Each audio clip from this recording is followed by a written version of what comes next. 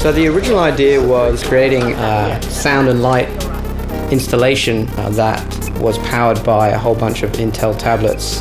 To do that, we collaborated with Flume, and he wrote a specially composed track that we would get this band of tablet-powered instruments to play. We picked Flume because his music is just really interesting. When you listen to a Flume track, they don't sound like normal instruments. And when he actually came to us with the track, it had some pretty epic synth and horn stuff at the end, and the whole track sort of had this really nice steady build. I wanted to just write something that I'd write regardless, and see how it was going to come about. We wanted it to be more than just robots playing music. We wanted it to be a visual spectacle as well. The real challenge was in designing instruments that could play the sounds that we could hear in the song. I do want to make it easy. I think it's cool because of that. We wouldn't have that, the vocal thing.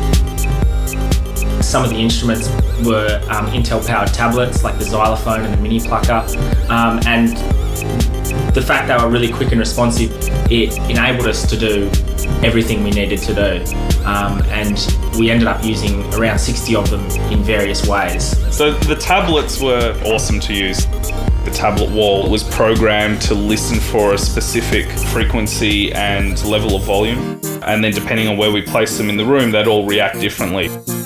And then we had the console tablets and the conductor face, and being able to use them as not only controllers but visual displays was a real positive. And there were so many moving parts. Something like a battery running out meant we would have had to take it off the console, recharge it, put it back. But fortunately, the tablets never ran out of batteries, so that was good. Just the whole concept of the whole piece is really cool.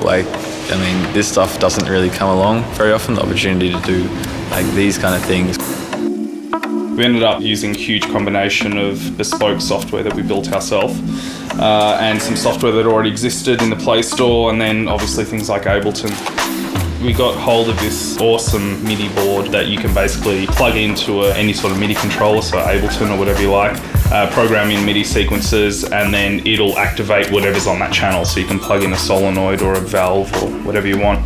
So we said, well, what's the most common thing we're going to want to do? And that's, we need to send MIDI over Wi-Fi. So we looked at things like TouchOSC, and then we just built our own MIDI over Wi-Fi application that we could then skin, which is what we used in the console. So we loaded our own imagery. We had MIDI over Wi-Fi running behind that, so when you touch the tablet, it actually sent a MIDI signal across. And that's why when you have a look at the film, you can see that the robot arm hits the tablet and a beam of light comes and the drums play instantly. There's so much cool stuff. If I could do a show with just all that stuff there. Just a one-off, thing. Do you feel at one with the robot? Do you feel a kinship? We haven't had much time to bro down, so. To bro down? Yeah.